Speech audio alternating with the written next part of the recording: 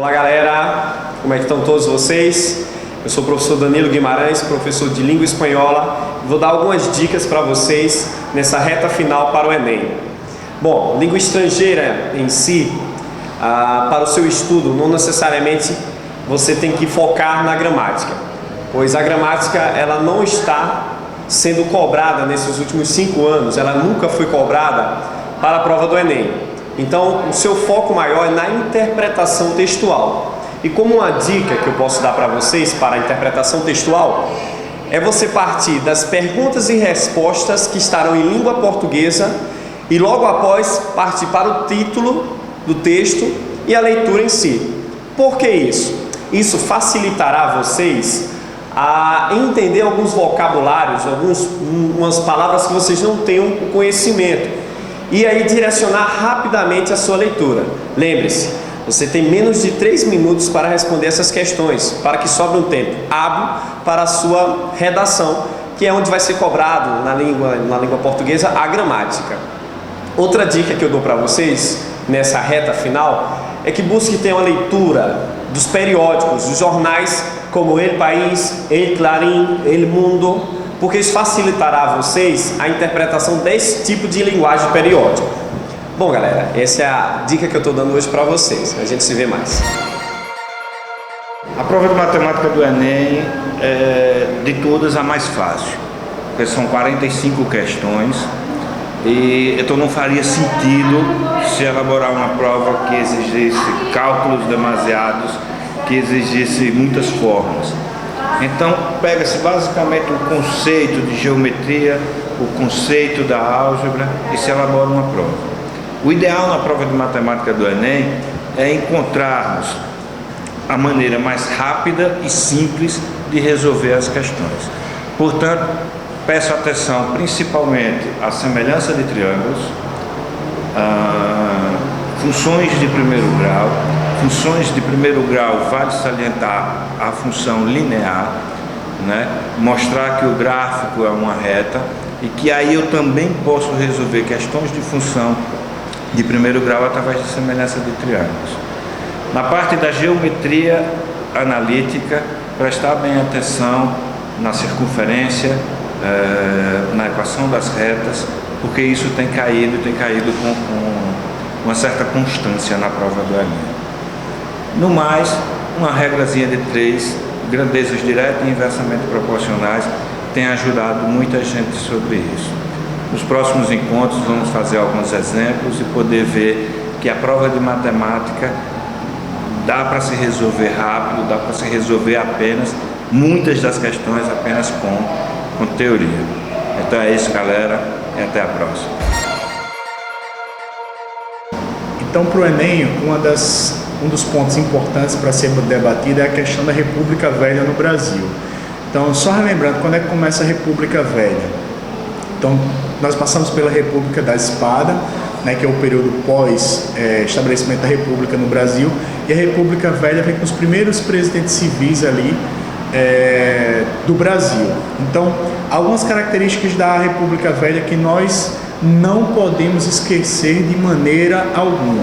Primeiro, a questão das forças políticas locais, da questão do coronelismo, e uma das consequências do coronelismo é o quê? É o voto de cabresto.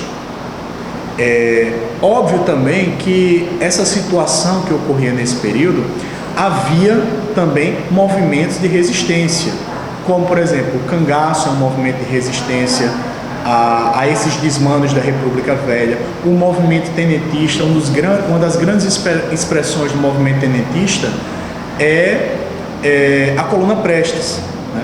Que foi liderado por Luiz Carlos Prestes, enfim. Então, que eles saem tentando conscientizar a população brasileira sobre os desmandos da República Velha, sobre a questão do voto de cabresto, sobre a questão do controle dos coronéis, dos desmandos políticos que haviam na República Velha. Outra característica importante da República Velha é a política do café com leite, ou seja, aquela alternância de poder que ocorria no Brasil entre São Paulo e Minas Gerais na presidência da República, um sempre apoiando o outro, né? E finaliza esse tempo da República Velha com a Revolução de 30, pois nas eleições São Paulo, o então presidente da República Paulista, Washington Luiz, resolve romper a aliança com Minas Gerais e lança o candidato Júlio Prestes, outro paulista, à presidência da República. Minas Gerais, obviamente, o Estado não ficou satisfeito, as oligarquias mineiras não ficam satisfeitas com aquela decisão e se juntam com a oposição, com Getúlio Vargas, para concorrer à presidência da República nas eleições. Getúlio Vargas convoca o então presidente do Estado da Paraíba, João Pessoa, para concorrer como vice na sua chapa. Os dois saem perdedores nas eleições. Júlio Prestes ele vence as eleições e assume o cargo de presidente da República em 1930. Só que por questões de políticas locais, né, João Pessoa acaba sendo assassinado e, em virtude disso, Getúlio Vargas utiliza esse evento, a morte de João Pessoa, como desculpa para tomar o poder e assim dar início à Era Vargas em 1930, finalizando a República Velha. Então essa é uma dica aí para vocês que eventualmente caem essas questões sobre República Velha no Enem. Obrigado. Bom dia, pessoal, meu nome é o professor Alexandre Souza, eu sou professor de Geografia do Colégio Século e eu vim aqui nesse dia para falar para vocês algumas dicas importantes que devem ser anotadas para o Enem. Bem, gente, como todo mundo sabe, uma questão recorrente no Enem são as questões voltadas para as questões de meio ambiente. E nas cidades, essas questões repercutem porque elas trazem e causam danos à sociedade. Uma questão que é recorrente, sempre cai, é chuva ácida. Por que chuva ácida? Vejam, a chuva ácida ela começa a ser percebida e afetar as sociedades com a Revolução Industrial. Então é o acúmulo de gases tóxicos na atmosfera. E esses gases, provocados pelas indústrias, pela emissão de poluentes, de gases do efeito estufa, eles trazem consequências. Chuva ácida no Enem, quando cai, eles sempre vão querer saber quais são os efeitos. Então vejam, a chuva, quando cai sobre as cidades, elas vão produzir efeitos tipo corrosão dos edifícios, dos monumentos. Quando essa chuva acontece nas áreas rurais, a gente tem as perdas da vegetação, poluição dos corpos hídricos. Então, chuva ácida é um tema, é uma boa dica para o Enem. Uma outra questão que também tem a ver com uma questão de meio ambiente são os processos de lixiviação dos solos. Onde ocorre lixiviação dos solos? Dica: a Amazônia há uma região de forte intemperismo químico, físico e biológico, e é uma região que os processos de lixiviação, de lavagem do solo, eles acontecem com muita intensidade. Então, por causa disso, lembrem, por causa do problema da lixiviação, o solo da Amazônia, ele é um solo pobre, ele é arenoso e lixiviado. Professor Alexandre, e aquela floresta gigantesca, aquela floresta latifoliada, aquela floresta perennifólia equatorial da Amazônia? A floresta, ela se sustenta por conta da quantidade de matéria orgânica que é depositada. Então, os solos mais férteis do Brasil não estão na Amazônia. Os solos mais férteis do Brasil estão nas áreas em que a gente tem o famoso solo terra roxa. Então, dica importante para o Enem: observar a questão dos solos, ok? Quando a gente fala em solos, lembrar da expansão do agronegócio no Cerrado.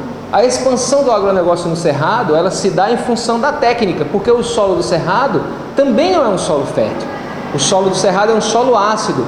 E aí, professor Alexandre, como é que o Brasil consegue superávit na produção de soja no Cerrado?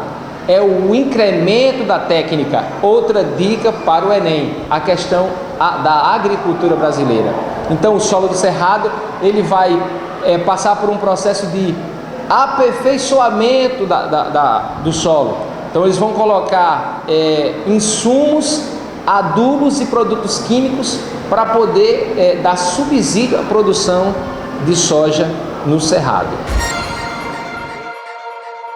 Olá, meu nome é Cleiton, professor de História aqui da escola do Colégio Século, e uma dica importante que eu sempre reforço para quem vai prestar Enem, para quem vai prestar vestibular esse ano, 2015, é justamente a atenção na leitura dos textos.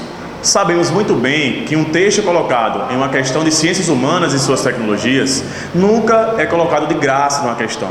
Um texto que está sempre relacionado com as alternativas. Então os alunos devem muito se dedicar, né, a atenção deles justamente na leitura do texto, uma boa interpretação, para que ele possa chegar justamente à alternativa correta.